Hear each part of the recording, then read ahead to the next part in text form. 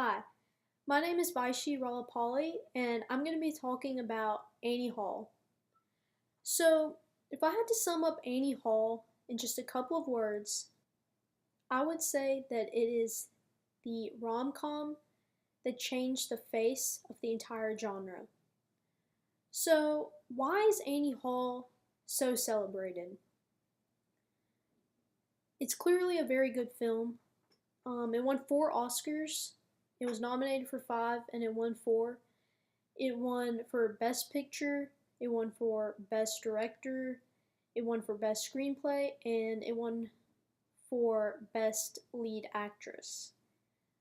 So, you can't talk about this film without talking about Woody Allen. It's almost completely Woody Allen's film.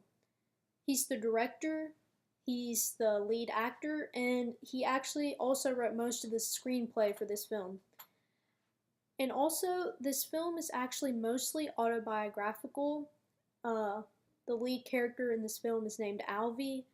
Alvy has many similarities with Woody Allen. Um, they're both Jewish. Alvy lives in New York and he's a comedian, and Woody Allen was doing all of those things at this particular time when the movie was made. And also, Alvy's romantic interest in this film is played by Diane Keaton, and Woody Allen and Diane Keaton actually dated for a while before the making of this film, even though they broke up before this film was made, but they did date in the past. Woody Allen, as a director, is just so innovative and experimental. He tries so many different things and new ideas, and he finds a way for them to work. And I think one of the reasons this film is celebrated is for these innovations, and many critics actually believe that this film was the launching point for Woody Allen's career as this celebrated and prolific director that he is today.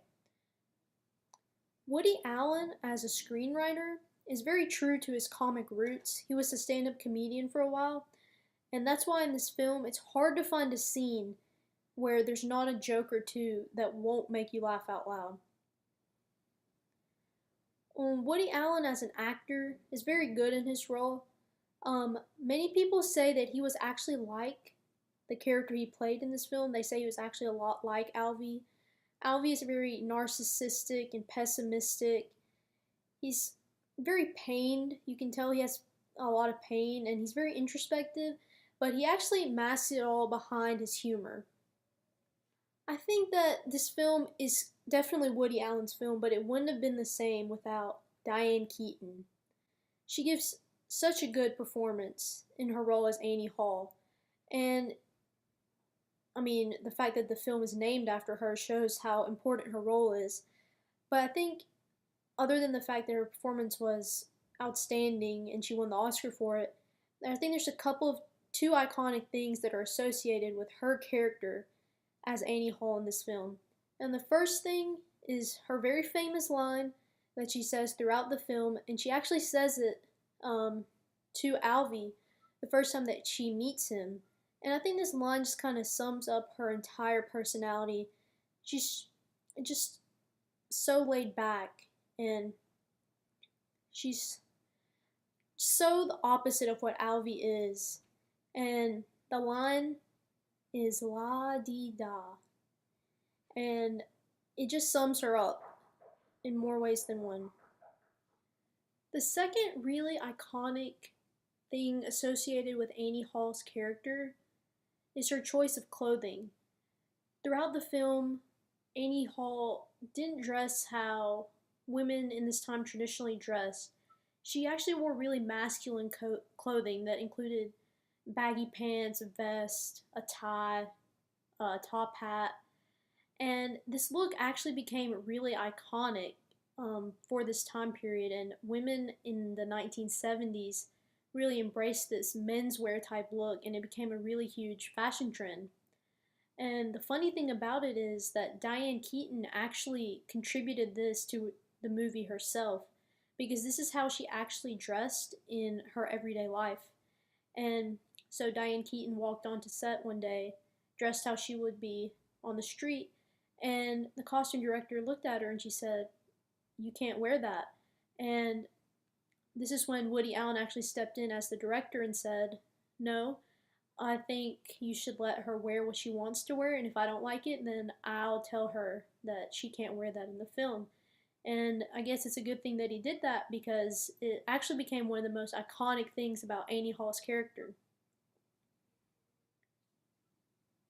So, other than the characters and their great performances in this film, I think that the main things that set it apart from other films, like I mentioned before, is just all the crazy innovations and ideas that Woody Allen tried to implement in this film, and there's so many.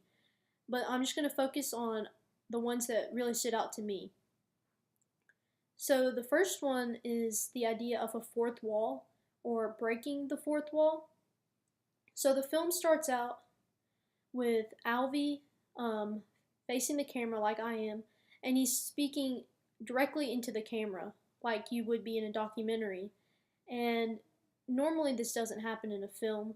Actors usually act within the three walls of a set or on location, and they don't acknowledge that an audience is watching them because it's supposed to be realistic.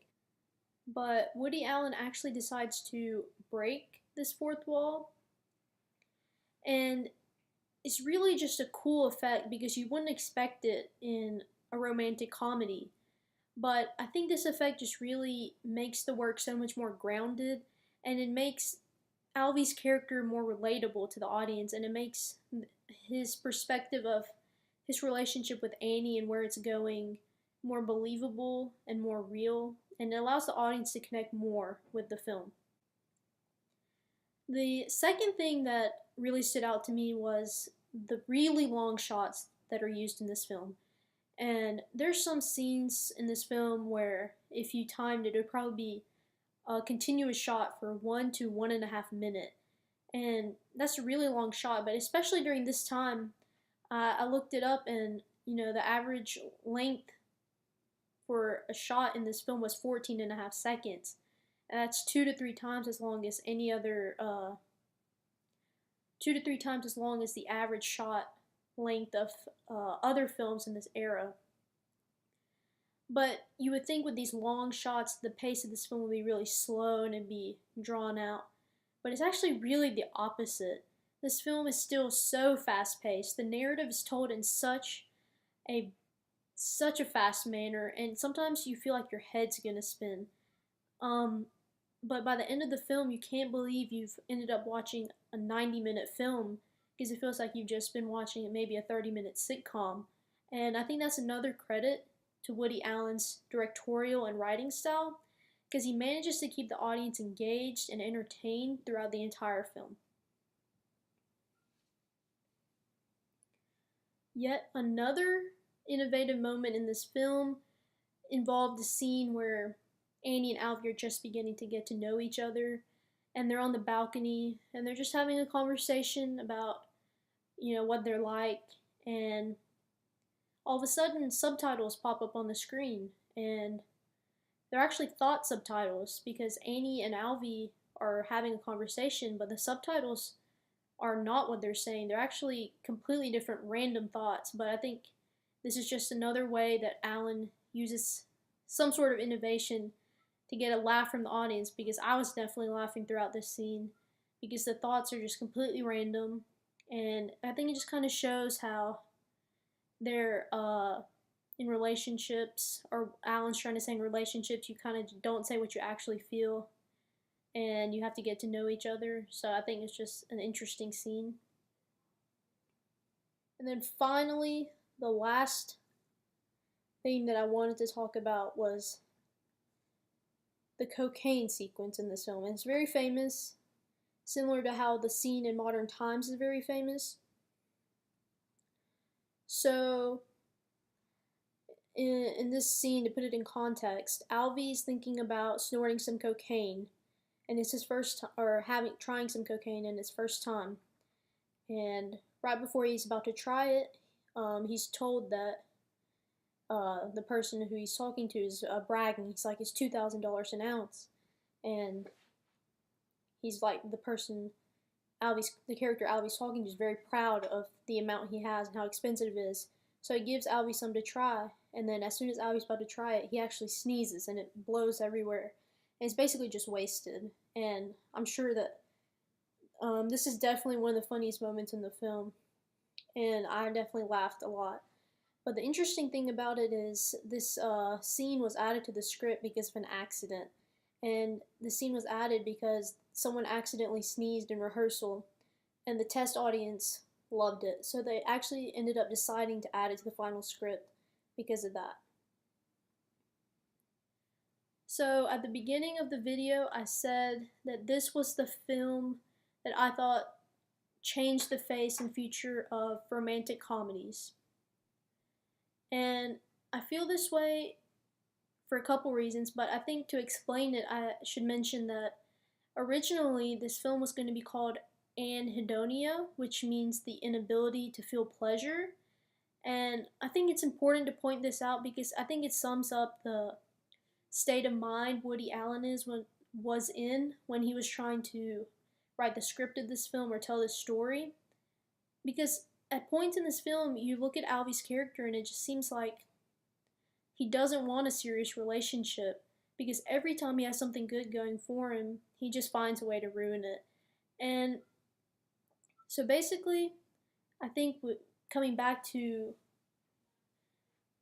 the way Alvy can't appreciate what he has in his life or he finds a way to ruin it, I think this film just really changes the way that people look at romance in films because of the way that Allen addresses these ideas. He definitely uses a lot of humor to hide the pain that he's feeling, but I think the movie just shows the grittier side of a relationship. It goes deeper than most romantic films that are kind of on the surface level of, the conflicts are also very small. And I think this film just shows that